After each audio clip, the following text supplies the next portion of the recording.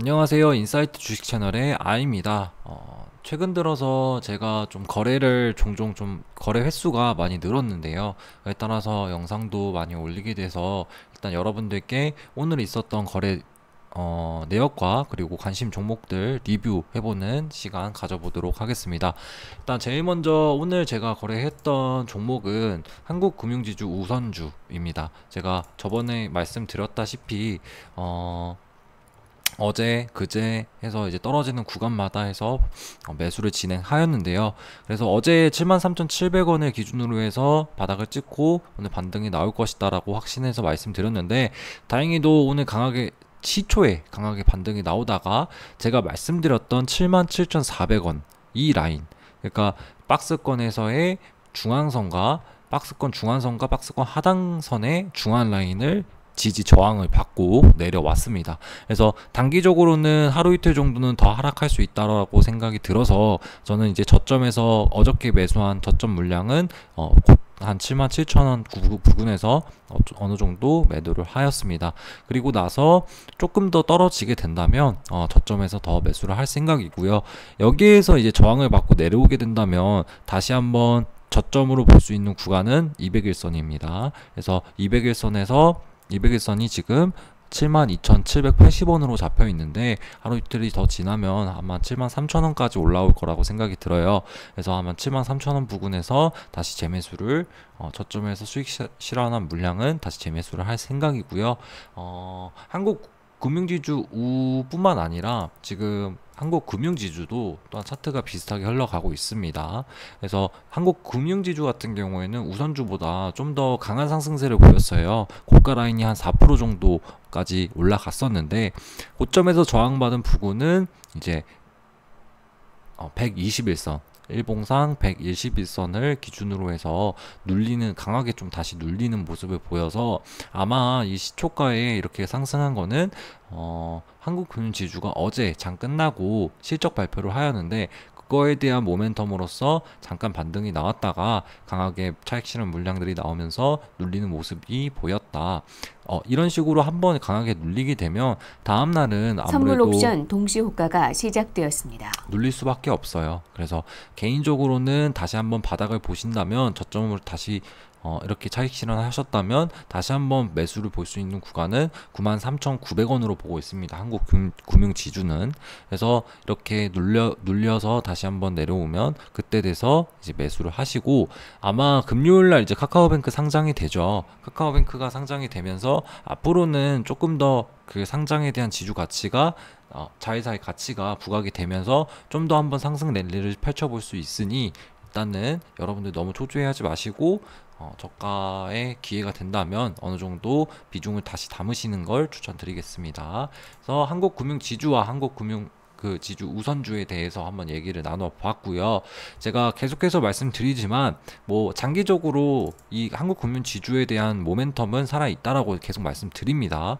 카카오뱅크가 상장되고 나서 떨어지는 그러한 테마주 같은 성격으로서 흐름이 이어질 거라고는 절대 생각 안 해요.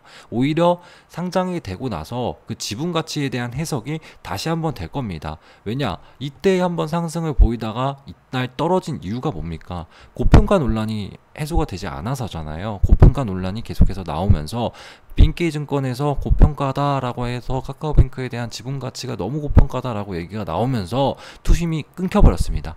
그러면서 이렇게 쭉 하면서 바닥까지 지금 나온 상태인데요.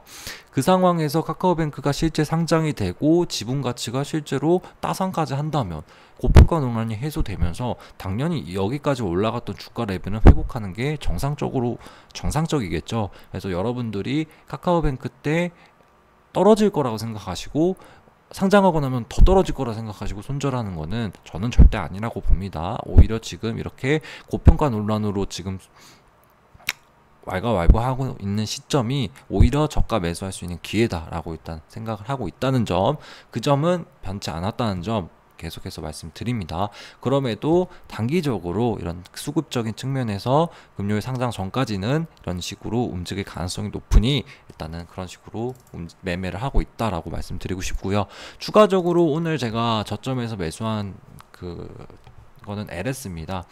일단은 제가 체결가 위주로 보여드릴게요. 제가 말로만 일단 샀다 팔았다 이렇게 말씀드리니까 조금 의심하시는 분들도 있을 것 같아서 일단은 한국금융지주 체결가를 보여드리겠습니다. 우선주로 제가 매수를 했다고 말씀드렸는데, 일단 제가 처음 매수했던 7월 27일 엄청 강하게 한 번, 두 번 하락이 하고 나서 저점에서 일단 매수를 진행하였고요. 그리고 나서 이틀 동안 하락이 나오고 세 번째쯤에 하락이 또 강하게 나왔을 때 2차 매수에 들어갔습니다. 그리고 3차 매수에서는 좀 강하게 바닥 구간, 제가 말씀드렸던 중앙선 개념에서 강하게 매수를 진행하였고, 이 저가 매수한 물량은 오늘 시초에 올라왔을 때 지지 저항선을 뚫지 못하고 흘러내려가는 모습을 보고 어느 정도 매도를 진행하였다. 하지만 여기 물량은 계속해서 갖고 있고 여기에서 이렇게 차익 실현 물량만 내놓았다라고 하고 있습니다. 그리고 똑같이 이렇게 제가 말씀드렸던 73,000원 레벨까지 다시 내려오면 그때 다시 저가 매수에 진입할 생각이다 라고 결론을 지었습니다. 그리고 똑같이 LS도 제가 저번에 영상에서 그 고점에서 어느 정도 비중 조절을 계속해서 들어가고 있었다라고 말씀드렸는데, 일단은 제가 처음에 들어간 날은 7월 21일 제가 영상을 올렸던 날이고요. 그리고 나서 제가 지금 이 차트에서는 제가 그 선을 안 그어놨습니다. 그래서 이 차트를 보면서 다시 말씀드릴 건데, 일단은 7월 27일 날 73,000원 레벨에서 73,300원 레벨에서 어느 정도 비중 조절이 들어갔고요. 이때까지 뚫고 올라갈지 기대를 하고 있었는데 뚫지 못하고 내려가는 모습을 보고 비중 조절에 계속해서 들어갔습니다. 처음에 제가 LS 같은 경우에는 이때 상승하면서 한 2억 가량을 매수해서 이때 정도에서 전량 매도를 치었습니다. 그래서 한 전체 수익률로 봤을 때는 한 3%, 한 2%, 3% 정도밖에 수익이 안 났는데, 어쨌든 간에 다음날 또 굉장히 또 한번 저가 매수 기회를 줘서 오늘 다시 한번 좀 비중을 실어서 매수에 들어갔습니다. 그래서 차트를 한번 보여드리도록 할게요. 제가 그려놓은 차트를 보고 말씀드리도록 하겠습니다. 일단 지금 제가 저가를 매수에 들어간 이유는 오늘 장에 어제 장에서 한번 좀 빠지고 73,300원에서 중환선 라인까지도 깨진 상태예요. 중환선 라인을 깨진 상태에서 박스권 하단 부분을 본다라고 하기에는 너무 좀 모멘텀적으로 죽어버린다라고 생각을 하고 있습니다. 왜냐하면 200일선도 깨지고 그다음 120일선도 깨지게 돼요. 만약 박스권 하단까지 내려가게 된다면. 그리고 추가적으로 월봉상에 제가 말씀드렸던 전 월봉 7월달 월봉이 곧 단기 이평선이 장기 이평선을 뚫고 올라가는 그림이었습니다. 그래서 저는 기준적으로 보았을 때 이번 8월 달에 월봉상 이 지금 저점인 11선을 지지 반등해주고 올라가는 그림으로 그려지겠구나라고 생각을 하고 있었습니다. 그래서 오늘 11선을 기준으로 보았을 때 69,440원으로 나오죠. 월봉상의 11선입니다. 그리고 일봉상으로 보았을 때도 지금 저점으로 보이는 121선을 기준으로 반등이 나왔습니다.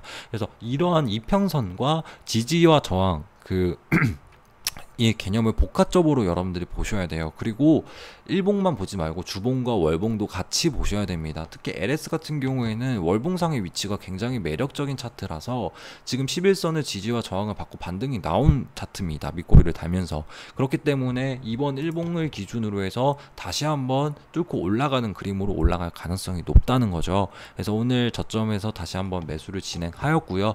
그리고 차트적으로 일봉상의 차트, 박스권 차트로 보았을 때도 지금 한번 박스권 바닥을 다지고 나서 올라가다가 떨어지다가 올라갈 때 저점이 올라가는 구간을 보실 수 있습니다. 동일하게 뚫지 못하고 내려갔을 때도 이 저점보다는 높게 설정이 되는 가능성이 높다라고 보았습니다.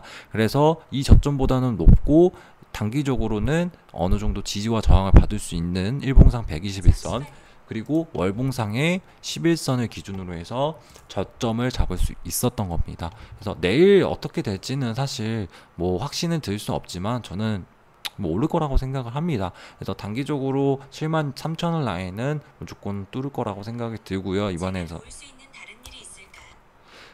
73,300원에서 일단 또 동일하게 어느 정도 비중 조절 들어가고요. 그리고 76,000원에서 또 비중 조절 들어가고 78,000원에서 비중 조절 들어가야 됩니다.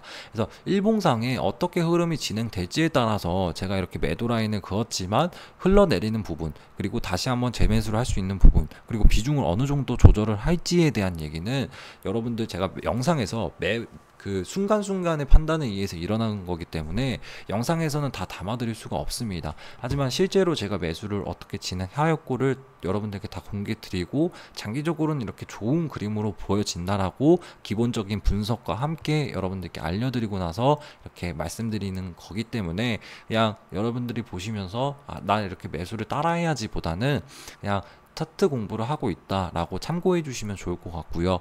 혹시라도 제가 하는 이 매매에 관련된 거를 실시간으로 좀 공유받고 싶으신 분들은 제가 지금 유튜브 채널에 그 구독자, 그러니까 뭐라 해야지,